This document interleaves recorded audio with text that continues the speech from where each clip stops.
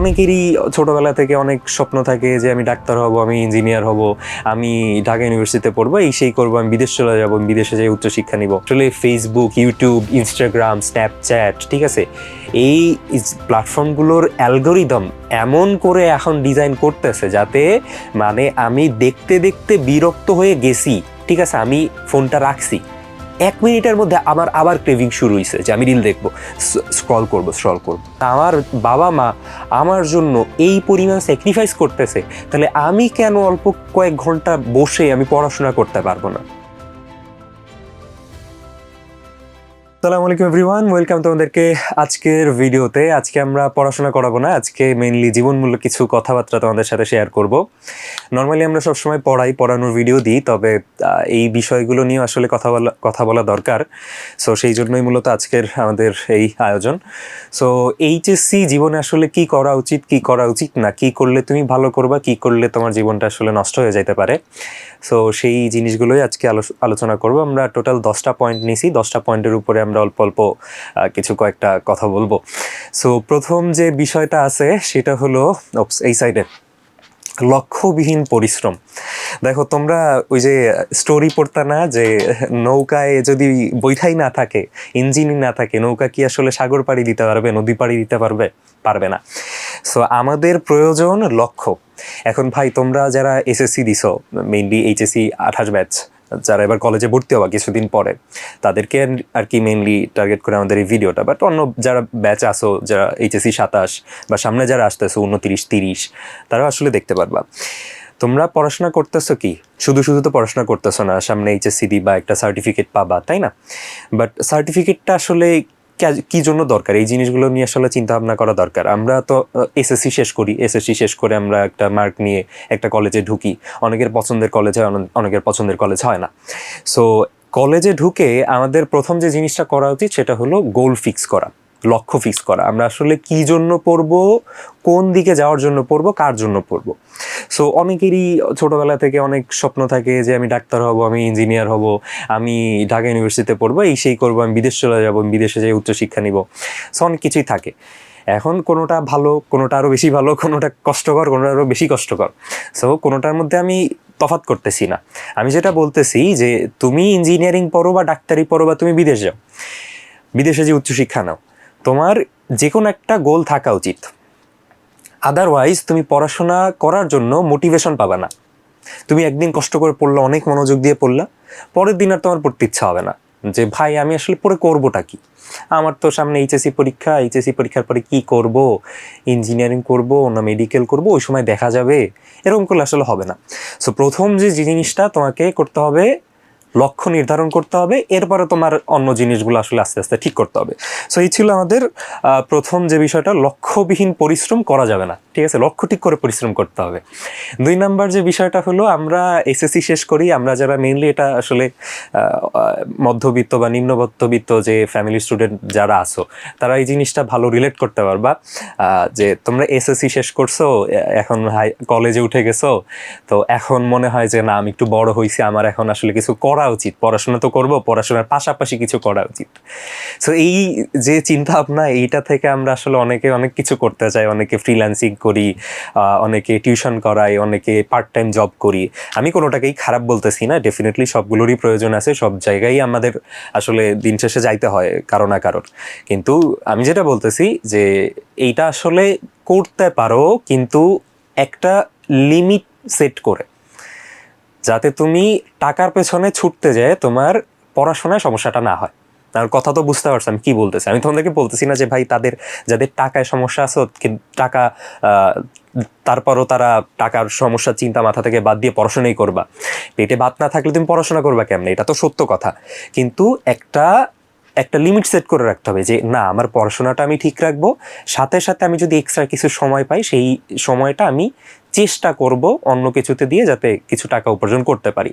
কিন্তু যদি সুযোগ থাকে যে না, আমার উপার্জনের এখন প্রয়োজন নাই, আমার ফ্যামিলি আমার ব্যয়ভার মোটামুটি এখন দিতে পারতেছে, তাহলে আমার পরামর্শ থাকবে যে এখন এসএসসি শেষ করে এইচএসসিতে উঠেই বা ফার্স্ট ইয়ার সেকেন্ড ইয়ার যে কোনো পর্যায়ে তুমি কোনো প্রকার ইনকামের দিকে যাইও না, ঠিক আছে। সর্বোচ্চ তুমি টিউশন করাইতে পারো 1টা বা 2টা, বাট সেটাও যদি প্রয়োজন না হয় করায়ও না, জাস্ট ফুল ফোকাস তোমার এইচএসসিতে দাও এবং এটা করে দেখো।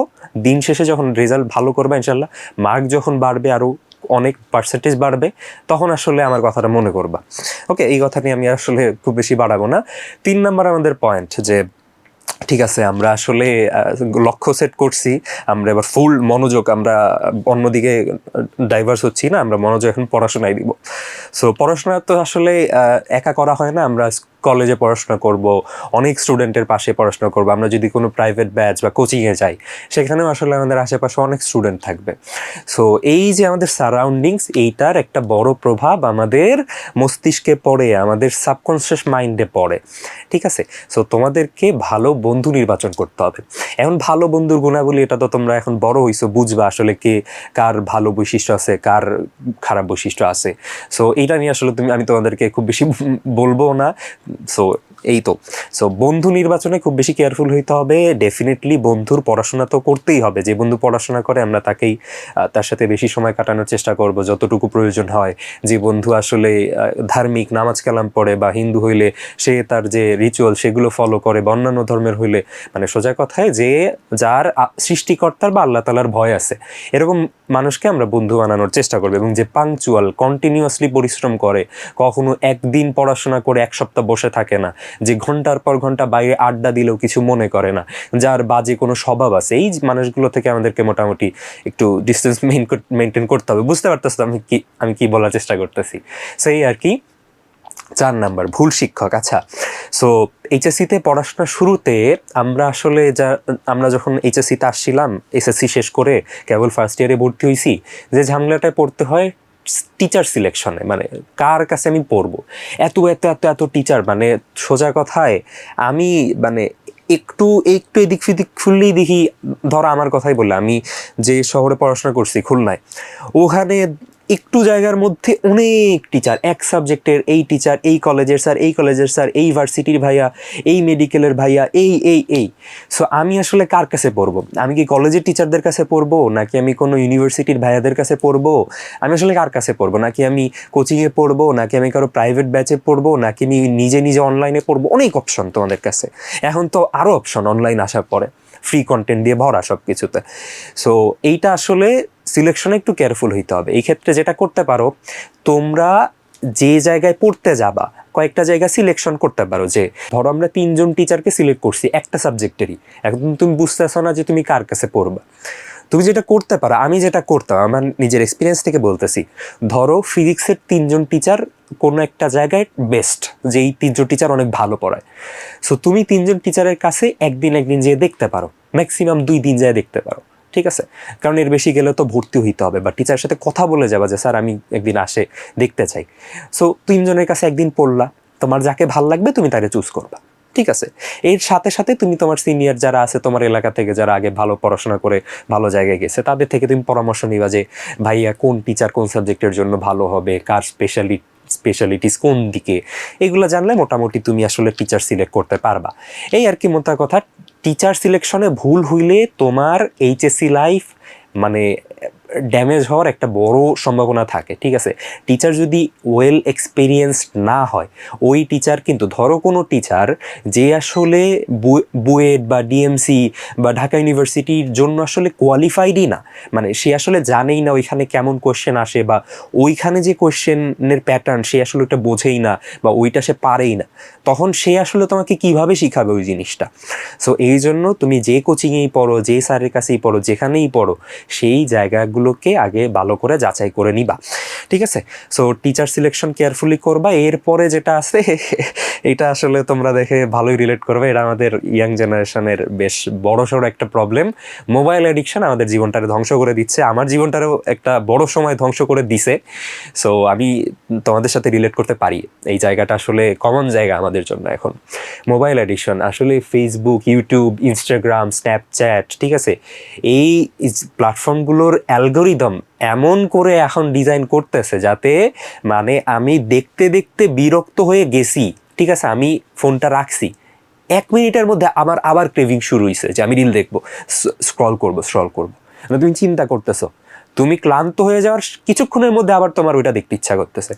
সো এই জিনিসটা আসলে মানে আমি তোমাদের দোষ দিব না, আসলে এই জিনিসটা বানানো হয়েছেই এমন করে।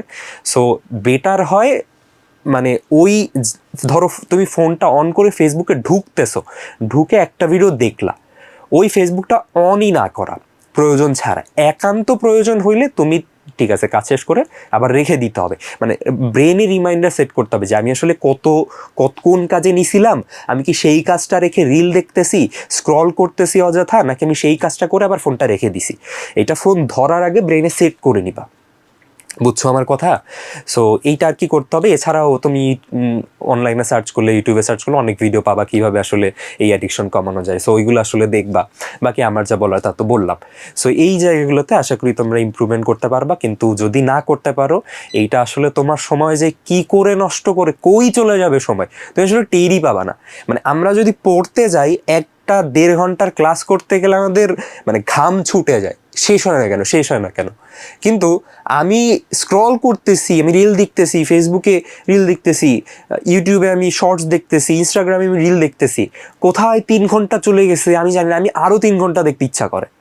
এরকমই তো রিলেট করতে পারো তো, কমেন্ট জানাও। হ্যাঁ, তোমাদের যদি কোনো এরকম কাহিনী থাকে যে ভাই হ্যাঁ এই জিনিস আমার এই জিনিসটা এই প্রবলেম হয়, তোমরা কমেন্টে জানাইতে পারো, আমি এগুলো পড়বো ইনশাল্লাহ।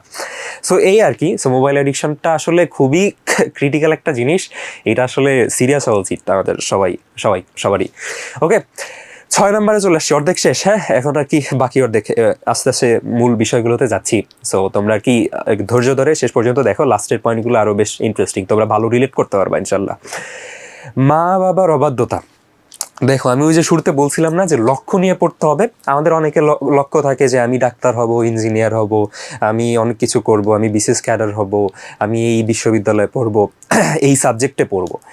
কিন্তু কিছুদিন পর ধরো পড়াশোনা শুরু করছি, 1-2 মাস গেল ফার্স্ট ইয়ারে, ঝামেলা যেটা হয় কিছুদিন পরে আমরা আর এই আসলে মোটিভেশনটা পাই না যে না আমার তো ওইটা হইতে হবে, আমার তো ডাক্তার হওয়া লাগবে, আমার তো মেডিকেলে চান্স পাইতে হবে যদি ডাক্তার হইতে চাই, আমার তো বুয়েটে বা কোনো একটা ইঞ্জিনিয়ারিং ইউনিভার্সিটি বা যেখানে ইঞ্জিনিয়ারিং সাবজেক্ট আছে সেখানে চান্স পাইতে হবে যদি আমি ডাক্তারি পড়তে চাই, তাই না? আমার তো বিদেশে আন্ডার গ্র্যাজুয়েট করতে যাওয়ার জন্য আমার তো একটা ভালো সিজিপিএ লাগবে, আমার কিছু এক্সট্রা কারিকুলার অ্যাক্টিভিটিস লাগবে। সো এই মোটিভেশনটা আমরা হারাই ফেলেছি। আমি কেন করবো ভাই, ভাল লাগতেছে না, আমি শুয়ে বসেই তো কাটাই দিতে পারি। এই জায়গায় আমি যে জিনিসটা কাজে লাগাইতাম সেটা হলো যে মা বাবার কথা চিন্তা করা। নর্মালি মা বাবার বাধ্য তো হইতে হবে, তাদের কথা শুনতে হবে, তাদের সম্মান করতে হবে, সেটা তো ডেফিনেটলি করতে হবে। বাট আমি বলতেছি যে তোমার জীবনের মোটিভেশনের জন্য তোমার বাবা মা আসলে বেশ বড় একটা ভূমিকা পালন করতে পারে। তুমি যদি চিন্তা করো যে ছোটবেলা থেকে তোমার বাবা মা তোমার জীবনে কি পরিমাণ টাকা ইনভেস্ট করছে, আমি এটা ইনভেস্টই বলি, কারণ বাবা মা তো ছেলে মেয়েদেরকে একটা ভালো জায়গায় নিয়ে যাওয়ার জন্যই টাকাটা ব্যয় করেন। সো এটা একটা ইনভেস্টমেন্ট সবার জন্য, আমাদের জন্য আর বাবা মার জন্য। সো বাবা মা ছোটোবেলা থেকে, যারা মধ্যবিত্ত বা নিম্নমধ্যবিত্ত আরও ভালো রিলেট করতে পারবা, যে না খায়ও অনেকের বাবা মা অনেকে পড়াশোনা করায়, অনেকে গ্রাম থেকে শহরে এসে বাসা নিয়ে ছেলেরে মেয়েরে নিয়ে থাকে। সো এই জিনিসগুলো যদি একটু চিন্তা করো যে না আমার বাবা মা আমার জন্য এই পরিমাণ স্যাক্রিফাইস করতেছে, তাহলে আমি কেন অল্প কয়েক ঘন্টা বসে আমি পড়াশোনা করতে পারবো না? একটু চিন্তা করবা, তাইলে দেখবা হুট করে একটা মোটিভেশন চলে আসছে যে না আমার পড়তে হবে, আমার বাবা মার জন্য কষ্ট করতেছে, তাদের সম্মানের বিষয়, আমার পড়তে হবে, আমার ভালো কিছু করতে হবে, আল্লাহ যদি কবুল করেন। বুঝছো তো? মা বাবার বাধ্য হইতে হবে। মা বাবার অবাধ্য হয়ে মা বাবার যদি একবার বদদোয়া পাও, আল্লাহ মাফ করুন, আস্তাগফিরুল্লাহ, এটা আসলে খুবই ভয়ানক জিনিস। ঠিক আছে? সো এই তো মোদ্দা কথা এইটাই যে বাবা মার কথা চিন্তা করবা, বাবা মার কথা চিন্তা করে পড়াশোনা করবা। ঠিক আছে? বাকিটা তো আল্লাহ ভরসা। সো পরেরটা অহংকার। তোমরা এখন ধরো লক্ষ্য ঠিক করছো, পড়াশোনা করতেছো, ভালোই মোটিভেশন আসতেছে, পড়াশোনা করে ভালো কয়েকটা রেজাল্ট করতেছো, ধরো কলেজে কয়েকটা টেস্ট পরীক্ষা হইলো বা কোচিংয়ে পড়তেছো, কোচিংয়ে কয়েকটা মডেল টেস্ট হইলো, ওইগুলো দিলা, ব্যাচে পরীক্ষা হইলো, ব্যাচে মডেল টেস্ট দিলা, তুমি রেজাল্ট ভালো করতেছো, প্রথম 2-3 জনের মধ্যে র্যাঙ্ক করতেছো, অনেক স্টুডেন্ট সবার মধ্যে তুমি ভালো করতেছো, তখন আসলে শয়তান বা ডেভিল যে কাজটা করে তোমার মাথায় এটা ঢুকায় দেয় যে তোমার ব্যাচে 50 জন স্টুডেন্ট আছে, ওই 50 জনের মধ্যে তো তুমি ফার্স্ট হইছো এই পরীক্ষায়, তাহলে ওদের থেকে তো তুমি আলাদা, তুমি আর একটু উপরের লেভেলে। সো তখন আসলে মনের মধ্যে একটা অহংকার চলে আসে, তখন আসলে মনে হয় যে ওফ আমি তো এই সেই, আমি তো এই করে ফেলবো, আমি তো এই জায়গায় ফার্স্ট হয়ে যাব, আমি তো এই জায়গায় ক্র্যাক করে ফেলবো, আমি বুয়েট, ডিএমসি, ঢাকা ইউনিভার্সিটি সব একসাথে ক্র্যাক করব, করতে পারো, বাট এটা আসলে অহংকারের লেভেলে নিয়ে যাওয়া যাবে না, ঠিক আছে? অন্যদেরকে ছোট করে দেখা যাবে না। সেইটা করলে কি হয়, এইটা করলে জীবনে আসলে সত্যি কথা এক্সপিরিয়েন্স থেকে বলতেছি, মানুষের এক্সপিরিয়েন্স শুনছি, সেই জায়গাগুলো থেকে বলতেছি, জীবনে আসলে খুব বেশি আগানো যায় না। এবং আল্লাহ তাআলা, যারা ইসলাম ধর্মের, আল্লাহ তাআলা তো এটা অপছন্দ করে যে মানুষ অহংকার করবে, ঠিক আছে? তো সব সময় আন্তরিক থাকতে হবে, নমনীয় থাকতে হবে, মানে মানুষের প্রতি তুমি নরম থাকবা, অহংকার বোধ এটা নিজের মধ্যে আনাই যাবে না। এই হলো মোদ্দা কথা ছিল, ঠিক আছে? তো পরের পয়েন্ট, আচ্ছা পড়াশোনা করতেছো, পড়াশোনা তো করতেছো, অনেক কষ্ট করতেছো, পড়াশোনার সাথে যেটা প্রয়োজন হয় একটা সুস্বাস্থ্য, ঠিক আছে? মানে তুমি সারাদিন এই যে রাতে ঘুমাবা না, সারাদিন পড়বা, 12 ঘন্টা 14 ঘন্টা পড়বা, কি করে পড়বা ভাই? তোমার শরীরে যদি এনার্জি না থাকে, তোমার শরীরে যদি পুষ্টি না থাকে, তুমি পড়াশোনা করবা কি করে? এই জন্য আমাদের প্রয়োজন হয় একটা ব্যালেন্সড ডায়েট, যেখানে আসলে আমাদের যে মানে খাদ্য উপাদান যেগুলো আসলে প্রয়োজন হয় শরীরে, এটা আমাদের একটা সুন্দর ডায়েট আসলে রেডি করে এটা আমাদের মোটামুটি ফলো করা উচিত। এটা আমরা সবসময় পারি না আসলে, আমরা অনেক সময় বেশি খেয়ে ফেলি, অনেক সময় কম খাওয়া হয়, বাট মানে একটা এভারেজ যেন থাকে, বুঝতে পারছো?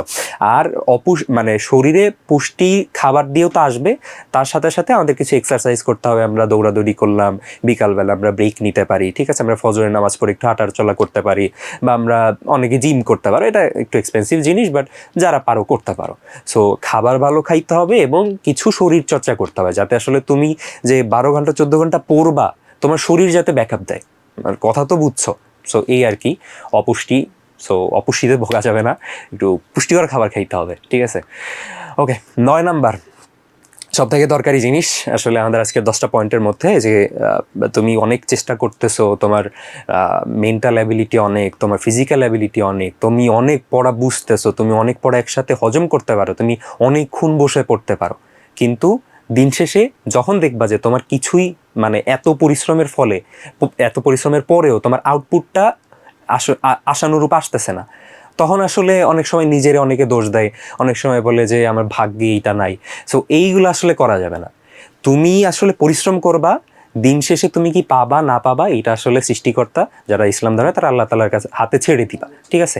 এবং যে যে ধর্মেরই হোক, যারা ইসলাম ধর্মে তারা নামাজ কালাম পড়বা, যারা হিন্দু ধর্মে তারা তাদের রিচুয়ালস ফলো করবা।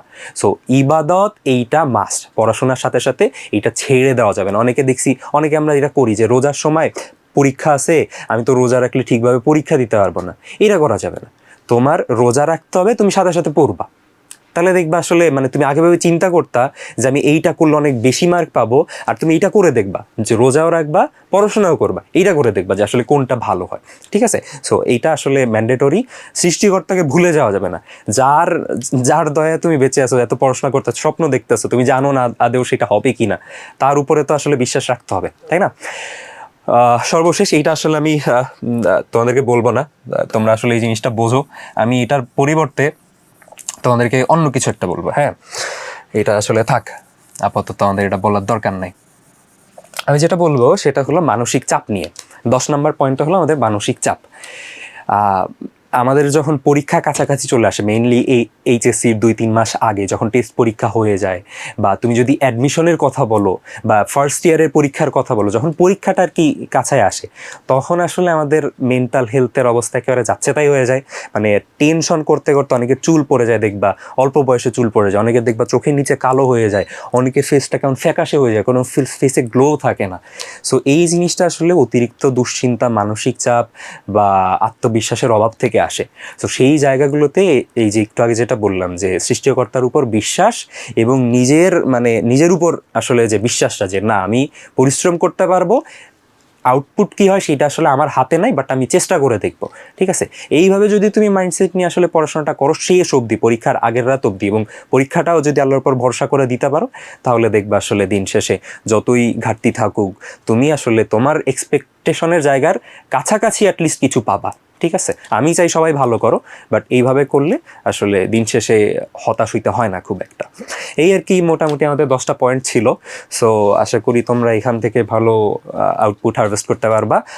আজকে এই পর্যন্তই, পরবর্তীতে আবার কোনো ভিডিওতে তোমাদের সাথে ইনশাল্লাহ দেখা হবে। আসসালামু আলাইকুম।